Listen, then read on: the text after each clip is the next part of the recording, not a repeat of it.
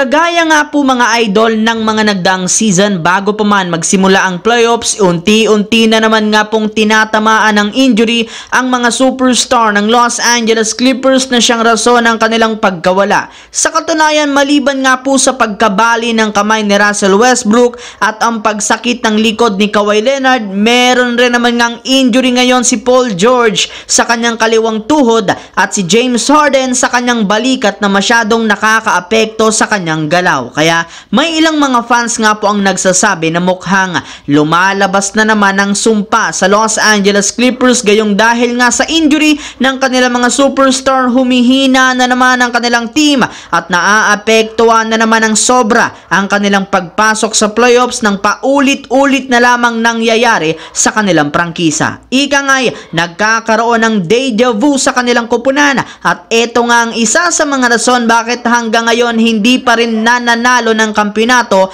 ang kupunan ng Los Angeles Clippers. Sa kabila nga po mga idol ng tangkad at skill set ngayon ni Bol Bol, hindi pa rin naman siya masyadong napapansin ang talento nito sa NBA at hindi rin naman siya masyadong nagagamit ng Phoenix Suns sa kanilang mga laro sa pag-average lamang ng 5.4 points, 3.5 rebounds sa kanyang 11 minutes per game. At dahil nga sa pagkakaroon pa rin ng kahinaan pagdating sa depensa, well, madalas nga po siyang nasusungkitan ng mga manlalaro ng kanyang binabantayan na foul. Mabuti na lamang, meron para naman nga sa kanyang tiwala ang kanyang teammates na si Kevin Durant na tinuruan siya paano dumepensa ng tama para hindi siya matawagan ng foul. Ayon nga po sa naging pahayag ni Kevin Durant sa media, magkaparehas rin naman nga sila ng body type ni Bol Bol kaya mas magiging madali nga ito sa kanya naturuan at huwag itago ang kanyang kamay habang binabantayan niya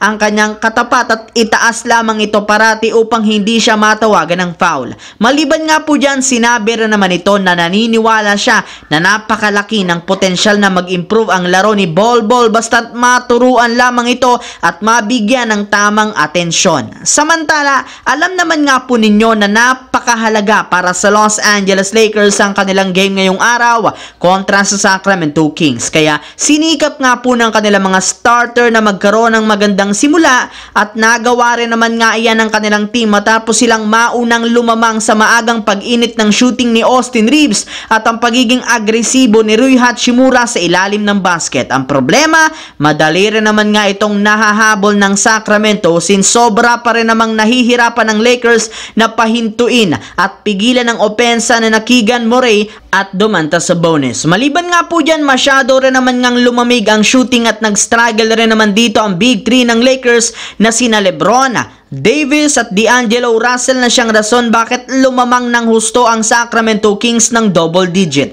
Ngunit syempre simula nga po mga idol ng second half, napakalaking adjustment dito ang ginawa ni Coach Mike Brown dahil hindi nga si Malik Monk at si De'Aaron Fox ang gumawa dito kundi si Harrison Barnes na 5 3-pointer ang ginawa at nagawa na nagresulta ng pagkatalo ng Los Angeles Lakers. Sa ngayon, 0-10 na nga po ang record ni Anthony Davis kay Domantas Sabonis na parang nanglalamya parati si Davis kapag nakakatapat ito. Hindi nga nila dito na depensahan ng mabuti ang Kings kaya nakagawa nga po ng napakagandang plays ang mga ito. So yun lamang mga idol. Once again, this is your J-Zone TV. Huwag kalimutang mag-like at syempre mag-subscribe. Pindutin ang notification bell sa akin channel para lagi kayo maging updated sa mga videos na pinapalabas ko. Isang malaking shoutout sa lahat mga idol. Thanks for watching. Hopefully nag-enjoy kayo ngayon.